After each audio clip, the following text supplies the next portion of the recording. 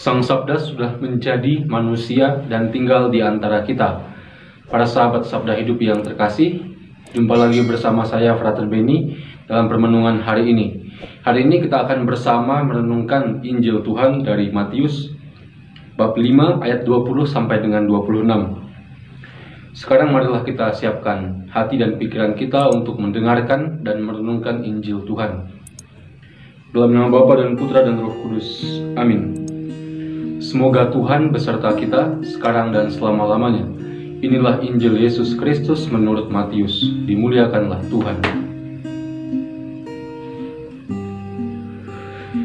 Dalam khotbah di bukit, berkatalah Yesus kepada murid-muridnya, "Jika hidup keagamaanmu tidak lebih benar daripada hidup keagamaan ahli-ahli Taurat dan orang-orang Farisi, kalian tidak akan masuk ke dalam kerajaan surga.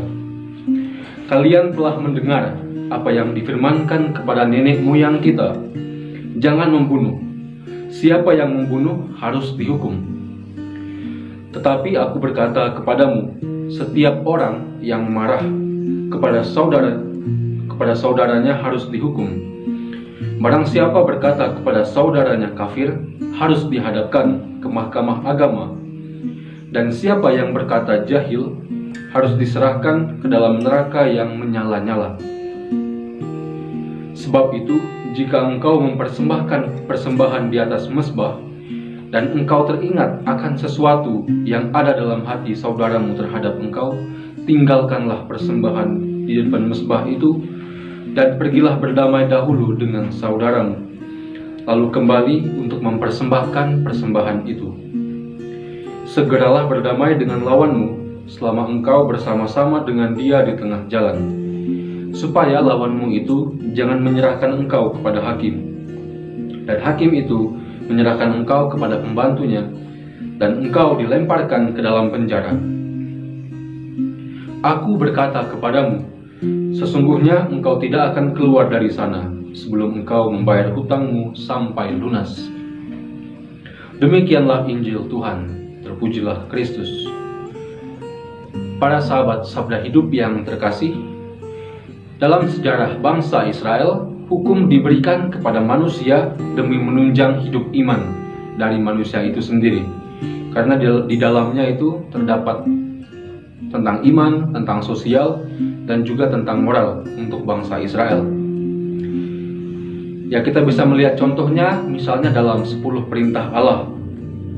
Bunyi hukum atau bunyi perintah yang terdapat dalam 10 perintah Allah selalu terkait dengan relasi manusia dengan Allah, juga menyangkut relasi manusia dengan sesamanya.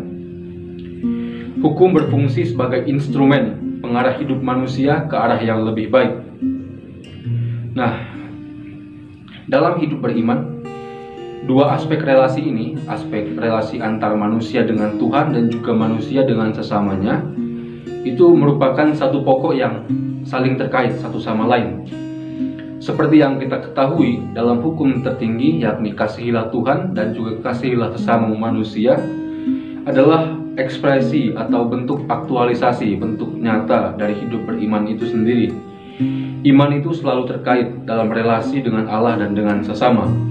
Oleh sebab itu, dalam ajaran gereja, khususnya dalam ilmu-ilmu teologi, kita mengenal ada teologi moral, ajaran sosial gereja, teologi pastoral, katekese, selain juga teologi dogmatik. Itu yang diajarkan oleh gereja kepada kita. Hal-hal cabang-cabang teologi yang saya sebutkan tadi, itu berangkat dari kenyataan bahwa hidup iman Kristiani sejatinya selalu terkait dan terungkap dalam relasi dengan Allah dan dengan sesamanya. Nah, demikian pula dalam Injil pada hari ini, Yesus dengan tegas sekali mengajarkan bahwa sikap batin ketika kita menghadap Allah dalam doa dan dalam peribadatan kita haruslah dalam disposisi batin yang tepat. Yesus menghendaki kita untuk menjalani hidup yang berkenan kepada Allah. Lalu bagaimana gambaran hidup yang berkenan kepada Allah itu? Para sahabat Sabda Hidup yang terkasih, hidup kita di dalam dunia, di tengah dunia ini, satu dengan yang lain, satu dengan sesama. Oleh sebab itu, apabila kita mengingat ajaran dari Rasul Paulus bahwa di Dia mengatakan kalau kita ini adalah satu tubuh dalam Kristus. Maka untuk bisa memahami ajaran Yesus pada hari ini, kita juga dapat mengertinya dalam ajaran Paulus yang mengatakan bahwa kita sekalipun adalah banyak, tapi adalah satu tubuh, karena kita semua mendapat bagian dalam Kristus.